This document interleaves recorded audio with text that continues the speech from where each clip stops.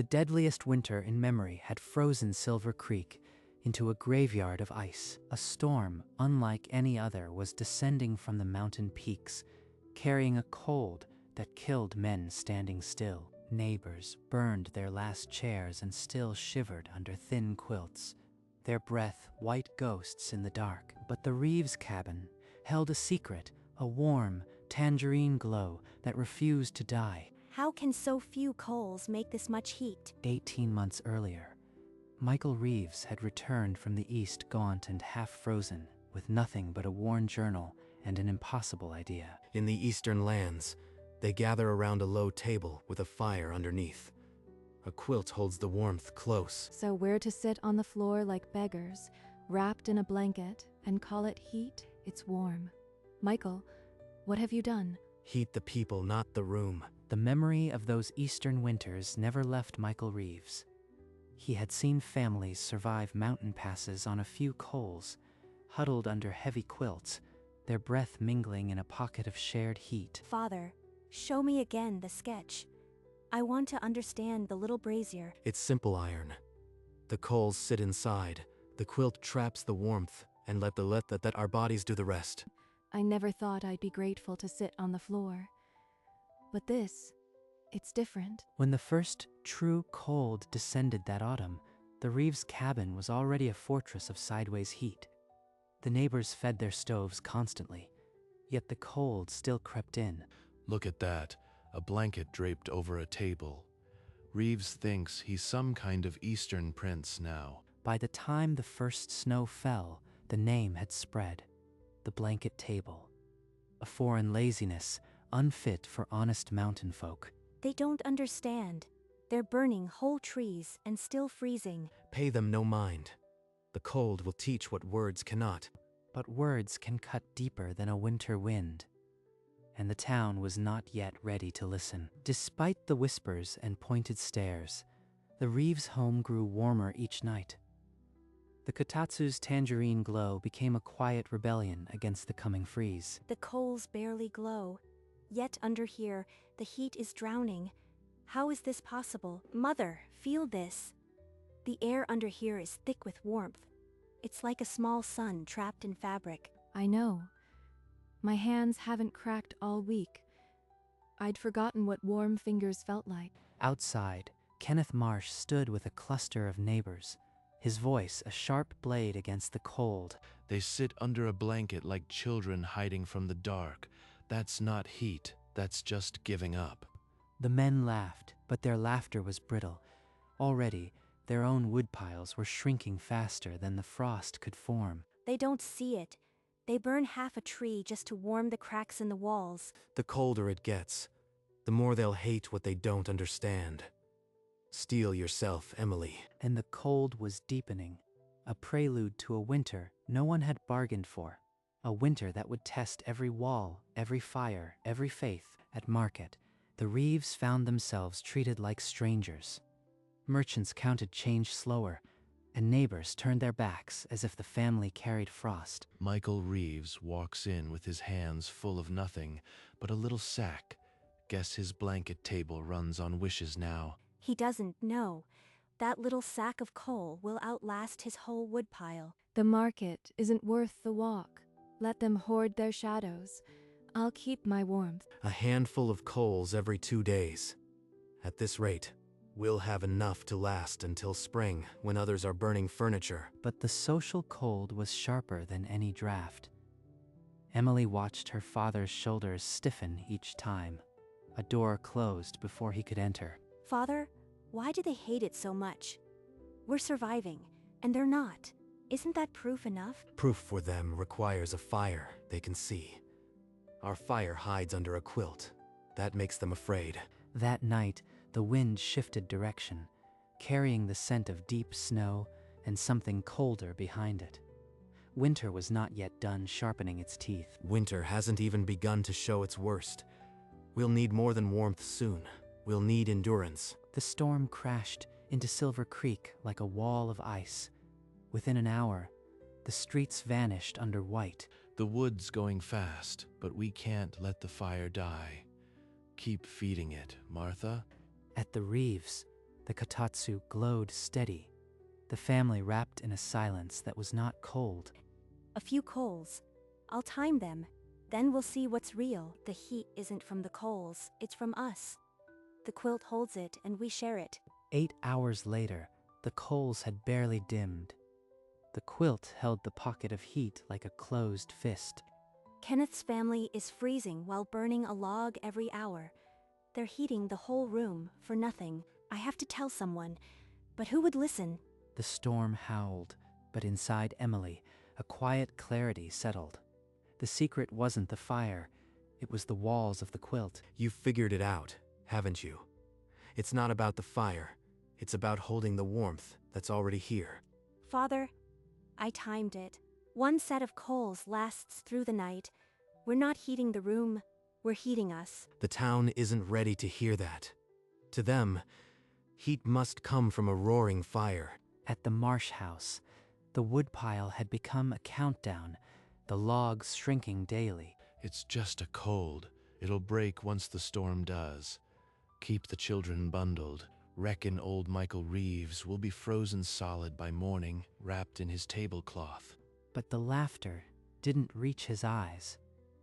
Outside, the cold bit harder than his words. I can't just sit here while their children cough. The time for words isn't now.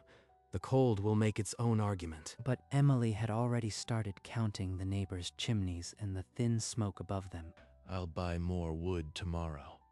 Just keep the fire going.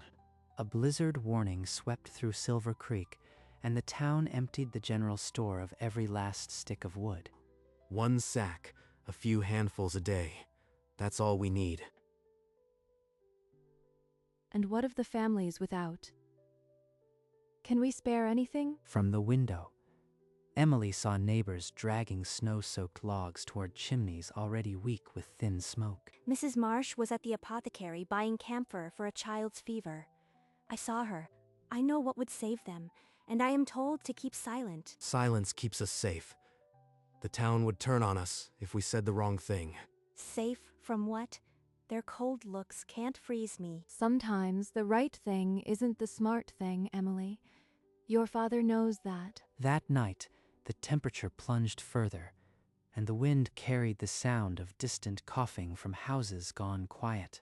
The deadliest winter storm in a generation slammed into Silver Creek, burying homes and silencing every sound but the wind's shriek. Inside the Reeves cabin, the kotatsu's tangerine glow seemed to laugh at the chaos. The family gathered like a breathing secret. The snow's packed against the window. It's like we're buried alive but warm. Father, what about the ones who can't bury themselves in quilts? Mrs. Caldwell? She's not our burden. Not tonight. The cold out there would kill you before you knocked. But she has no fire, no one to split wood. If we know how to save her. At Kenneth's, the fire had devoured the last chair, yet the room remained a chamber of ice. The children are turning blue. There's nothing left to burn. How many more like her? The old, the weak, they're dying alone tonight. The storm's howl was the only answer, and out in the white, houses were going dark, one by one. The wind won't stop. Somewhere, Mrs. Caldwell is alone in the dark, wrapped in nothing but cold. No fire, no one to split wood. She's just waiting for the cold to take her. I can hear your thoughts from here, Emily. They're louder than the wind. Your father built this to save us. But maybe you need to save others, even if it's unwise. Across the room, Michael heard every word, but his silence was a wall of its own. Dawn broke pale silver through the snow-crusted window, the blizzard undiminished, the wind still a scream. Through the frost, she counted chimneys. Half were dark. The rest only coughed thin smoke, and the marsh chimney stood dead, not a wisp, like a tombstone in the snow. I can't sit here while they freeze.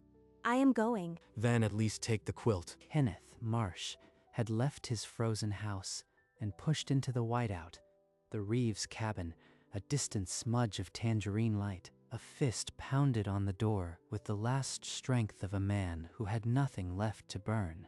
The door opened, and Kenneth collapsed onto the threshold. Snow caked to his beard, his lips cracked with frost. How? How are you warm? My house turned to a coffin of ice. The children, they're not moving. His words were not mockery now. They were the broken prayer of a father who had come as a last hope. Get him by the fire. Bring the quilt. Emily and Sarah dragged him to the kotatsu, his frozen hands trembling as the warm air touched his skin. What is this under here? It's like another world. It's meant for people, not rooms. That's why it works. Kenneth's eyes met Michael's, and in the silence of the storm, the old mockery died without a sound. Michael held himself apart, his silence a wall of caution, while the warm light of the kotatsu painted the rest. Sarah draped another blanket over Kenneth's shoulders, her hands steady where his were still shaking. Look under here.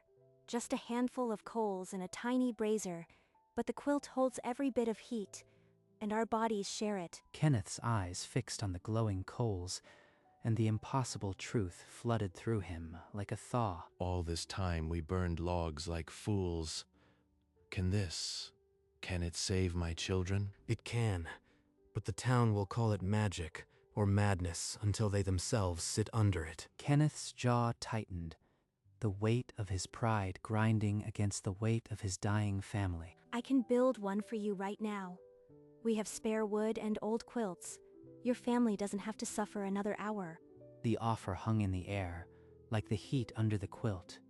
Tangible, undeniable, a bridge over the old bitterness. Then show me. I'll carry it back through the storm myself. In the Reeves shed, the storm's roar a muffled drum, Emily gathered planks and an old quilt, her hands moving with memory. Hold the frame steady. The brazier sits low so the heat rises slow, just like the one inside. It's just a box with a blanket. I've been burning half the forest while this was the answer all along. Within the hour, a crude second kotatsu stood ready, its quilt smelling of cedar and old winters. Kenneth hoisted the table onto his back, the quilt draped like a shield, and stepped into the white fury. The wind slashed snow like glass, but Kenneth's feet found the path. Driven by the thought of his still children, he found them huddled, almost lost to the cold, the baby's lips pale as winter sky. Martha, help me drape this. We don't need a fire, just each other. He slid the brazier underneath and lit the coals with trembling hands. Within an hour, the shivering stopped. Color returned to the children's cheeks like spring thaw. No smoke, no fire, just a quilt and a handful of coals. They'll live. By noon, the storm's scream had dulled to a moan, and Emily broke a path through the drifts to the marsh house. She found them under the new kotatsu, the children rosy and laughing, Martha weeping quiet tears of relief. You brought them back from the brink. I'll never mock a quilt again, not as long as I live. There are others. Kenneth, Mrs. Caldwell, old Mr. Brewer, a dozen more who can't haul wood. They'll die without this. My woodpile's gone, and I've only a week's worth of coal. If I help you, I risk my own again. We'll share what we have. A handful of coals can keep a soul alive for days. I showed you how. Then I am with you. Tell me what to build, and I'll swing the hammer. With a handshake over the glowing brazier, the first alliance of the deadliest winter was forged. Outside, the sky remained iron gray, promising more snow. Emily hurried home to count the planks and coals they could spare. This could leave us short, but if we don't share, we'll be warm in a graveyard. Emily and Kenneth pushed through the snow to Mrs. Caldwell's door, but inside was a silence colder than the grave. She's not moving. Are we too late? Mrs. Caldwell lay in a nest of rags, her breath a thin white thread, her eyes closed like death already had her. Mrs. Caldwell, we're here. We brought something to warm you. They placed the low table over the glowing brazier, the heavy quilt spreading like a promise of life. My hands, they're shaking. I haven't felt heat in days. Is this real? It's only a handful of coals. Mrs. Caldwell, the quilt holds the warmth, and your own body helps. You'll be warm now. Tears carved tracks through the frost on her cheeks as the heat rose around her like a long-forgotten sun. This bag has enough coal for a whole week. Stay under the quilt, and you'll last until the thaw. They left her wrapped in that new pocket of heat, the first of many lives pulled back from the deadliest winter's edge. The rumor of Mrs. Caldwell's rescue moved through the cold streets faster than the wind, and by dusk, 2 more bent figures knocked. Their voices were cracked glass. "We heard there's a way to stay warm without a fire. We have nothing left to burn." Father, they're here because they're out of time. Our shed has wood. We can't send them back to freeze. I'll saw the frames if you measure. This winter won't claim anyone else while I still have hands to work. The shed became a tiny factory of survival, sawdust in the air, hammers ringing, Sarah stitching thick woolen quilts by the stove. But we must ask something in return. A promise of work in spring, a pile of kindling later. Something so we don't starve before the thaw. They have nothing to give except their lives. Charity isn't a ledger, Father. It's the only fire some have left. I brought what's left of my woodpile. It's yours.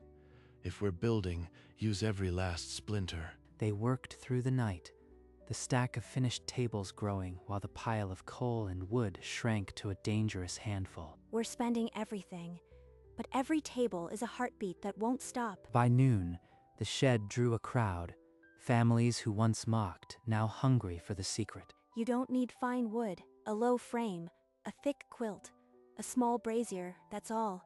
The heat stays with you. She held up the charcoal sketch, her voice a new kind of fire in that freezing shed. This brazier holds the coals.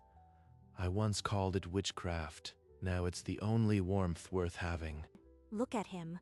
The loudest mocker is now our strongest builder. They fell to work, sawing, stitching, sharing wool scraps as if the sky demanded a tithe. But the sky closed like a fist, a gray bruise promising the coldest night yet. This next freeze will bury anyone without a table. We're not fast enough. Kenneth, we'll never finish before dark. We need to split into teams. A biting gust shook the shed, and everyone knew the coldest night was coming. The mercury plunged to depths unrecorded, and the air itself turned to biting glass. Emily, Kenneth, and Michael hauled the last 2 tables through snow that swallowed their legs. One more. We'll reach old Mr. Brewer before the cold does. They found Brewer blue-lipped, his eyes closing. Kenneth clapped the quilt over him and lit the brazier. Inside, every house with a kotatsu. Families sat huddled, the tangerine glow a small sun in the frozen night. We've done all we can. Now we wait with the rest of them. Dawn broke over a town buried but breathing. Chimneys smoked poorly, but the streets were silent of death moans. They walked from house to house, knocking. Each door opened with warmth and blinking faces. Not one, not a single frozen soul. The blanket table, it held. Heat the people, not the room.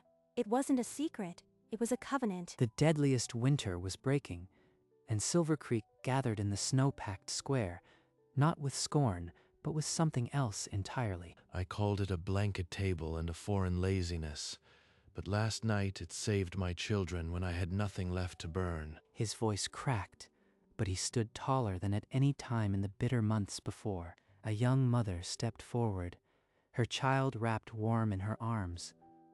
My baby would have frozen without the quilt. Emily taught me to make, one by one. They came forward, old mockers and doubters, now speaking of the warmth that had held when everything else failed. You were right, Emily.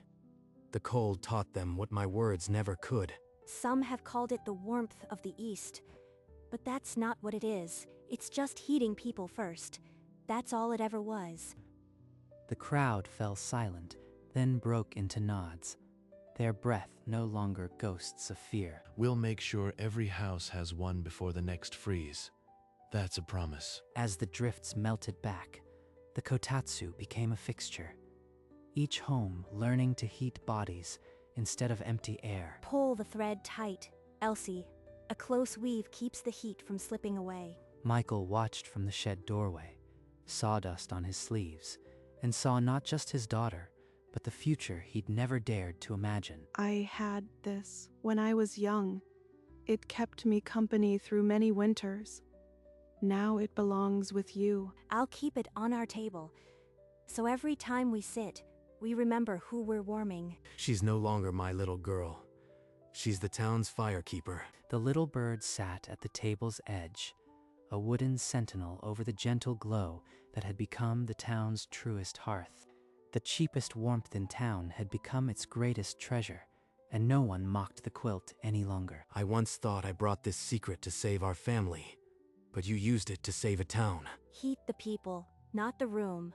Some truths are too simple to be seen until the cold strips everything else away. One evening, with spring still a rumor, the Reeves gathered under the kotatsu for the last time that winter. The house feels different, like the walls themselves are grateful. You heated more than people, Emily.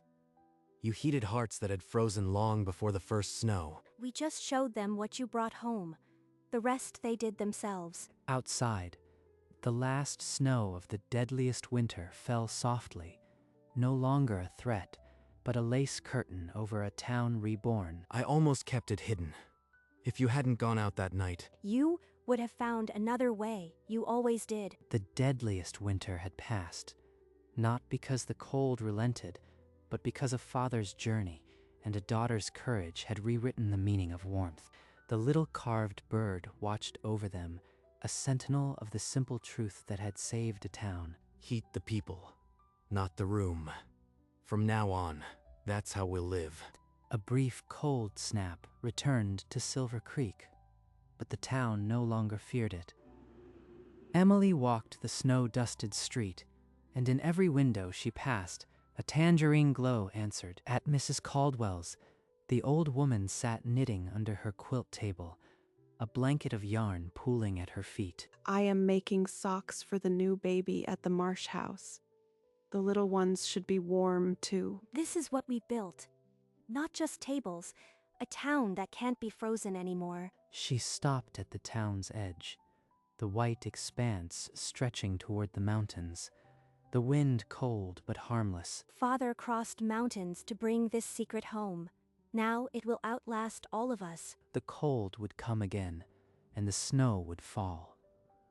But Silver Creek now carried its own sun under every roof. Emily turned back toward the town, her footsteps the only mark on the fresh snow, and walked into the glow. Heat the people, not the room. Some lessons are written in fire, but carried in a quilt. That night, the family gathered under the kotatsu as they had every evening, but tonight the air felt different. Mrs. Caldwell's bird deserves a spot right here. A fitting guardian. It saw the whole town change. Heat the people, not the room. They all laughed softly, the sound folding into the crackle of the coals. Outside, the wind howled against the windows, but it was a harmless noise now, a memory of a winter already fading. The brazier's glow painted their faces tangerine. A family, a quilt, a handful of coals. They had not only survived the deadliest winter, they had taught a town to do the same, and the secret, no longer hidden, glowed in every window across Silver Creek. The deadliest winter froze the town, but it could not freeze what one man brought from the east or what one daughter refused to let die.